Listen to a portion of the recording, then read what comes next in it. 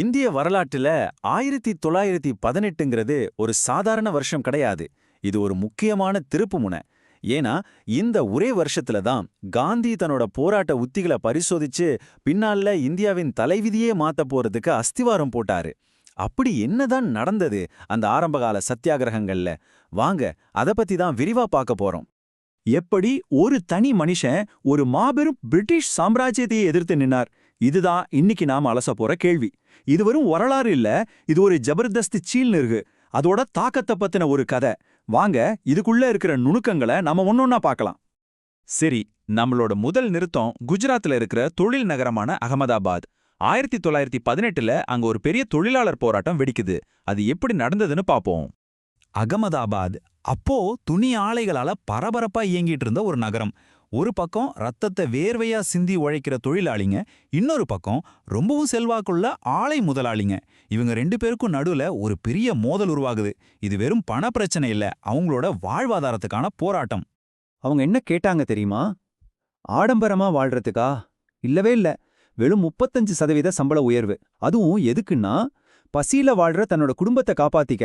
ஆனா முதலாளிங்க என்ன சொன்னாங்க? முடியாதுன்னு திட்டவட்டமா மறுத்துட்டாங்க. இந்த இக்கட்டான சூழல்ல தான் காந்தி உள்ள வர்றாரு. வேலை நிறுத்தம் நீண்டுட்டே போகுது. தொழிலாளிகளோட நம்பிக்கையும் கொஞ்சம் கொஞ்சமா குறையுது. அவங்கள ஒன்னு சேர்க்க காந்தி அதுவரைக்கும் யாரும் பாத்திராத ஒரு ஆயுதத்தை கையில் எடுக்கிறாரு. அதுதான் உண்ணாநிலை போராட்டம். ஆமாங்க, இந்தியாவுல காந்தி மேற்கொண்ட முதல் உண்ணாவிரதம் இதுதான். அந்த தார்மீக ஆயுதம் வேலை செஞ்சது. காந்தியோட உண்ணாவிரதம் நாடு முழுக்க பெரிய கவனத்தை ஈர்த்து முதலாளிங்களுக்கு பயங்கரமான அழுத்தத்தை கொடுத்துச்சு. வேற வழியே இல்லாம அவங்க இறங்கி வந்தாங்க. தொழிலாளிங்க கேட்ட அந்த முழு 35% சம்பள உயரவும் ஏத்துக்கொள்ளப்பட்டுச்சு. சத்தியாகிரகத்தோட சக்தி என்னன்னு மறுபடியும் ஒரு முறை நிரூபணமாச்சு. அகமதாபாத் நகரத்தோட அந்த தொழிற்சாலை புகையிலிருந்து வெளியே வந்து இப்ப நாம கேதாவோட வறண்ட கிராமப்புறங்களுக்கு பயணிக்கிறோம். அதே 1918ஆம் வருஷம் தான். ஆனா இங்க பிரச்சனை முற்றிலும் வேற. பாருங்க, ஒரே வருஷம், ஆனா ரெண்டு போராட்டத்துக்கும் எவ்வளவு வித்தியாசம். இதுதான் காந்தியோட உத்திகளோட சிறப்பு.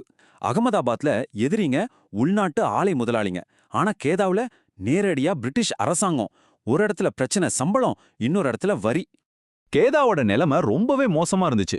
பருவமழை பொய்த்து போனதால நிலமெல்லாம் காஞ்சு போச்சு, பயிரெல்லாம் கருகிடுச்சு. ஒரு பக்கம் பஞ்சம், இன்னொரு பக்கம் பிளேக் நோயின்னு மக்களை வாட்டி வதைச்சுது. இந்த நிலைமையில அவங்க எப்படி அரசாங்கத்துக்கு வரி கட்ட முடியும்? ஆனா இங்க ஒரு முரண்பாடு என்னன்னா, இந்த மாதிரி ஒரு சூழலை சமாளிக்க பிரிட்டிஷ் அரசாங்கமே ஒரு சட்டத்தை வச்சிருந்துச்சு. அதுக்கு பேரு பஞ்சகால விதி. அதன்படி விளைச்சல் சராசரியை விட 1/4 பங்குக்கும் குறைவா இருந்தா விவசாயிகளுக்கு முழு வரி விலக்கு கொடுக்கணும். இது அவங்களே கொண்டு வந்த சட்டம். ஆனா அரசாங்கம் என்ன செஞ்சது தெரியுமா? தன்னோட சட்டத்தையே மதிக்கல.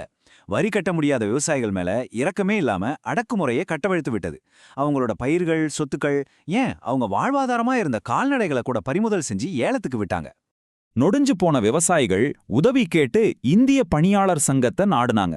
உடனே காந்தி, வல்லபாய் பட்டேல், இந்துலால் யாக்னிக் மாதிரியான தலைவர்களோட கேதாவுக்கு விரைந்து வரலாற்று சிறப்புமிக்க அந்த வரிகொடா இயக்கத்தை தொடங்கினாரு. மக்களோட இந்த ஒன்றுபட்ட எதிர்ப்பை பார்த்ததும் அரசாங்கம் இறங்கி வந்தது. சரி, யாரால வரி செலுத்த முடியுமோ அவங்க மட்டும் கட்டினா போதும்னு ஒரு சமரச உத்தரவை போட்டது. இது ஒரு முழுமையான வெற்றி இல்லைனாலும் அகிம்சை போராட்டத்துக்கு கிடைச்ச ஒரு முக்கியமான மைல்கல் வெற்றிதான். ஆக அகமதாபாத் மற்றும் கேதாவுல நடந்த இந்த 2 போராட்டங்களும் நமக்கு என்ன கத்துக் கொடுக்குது? இந்த வெற்றிகளோட உண்மையான தாக்கம் என்னவா இருந்துச்சு? வாங்க இதை தொகுத்து பார்க்கலாம். 1918ஆம் ஆண்டோட சாரம்சம் இதுதான். 2 வெவ்வேறு பிரச்சனைகள், 2 வெவ்வேறு விதமான அஹிம்சை அணுகுமுறைகள். ஆனா ரெண்டுலேயுமே கிடைச்ச முடிவு ஒண்ணுதான், வெற்றி.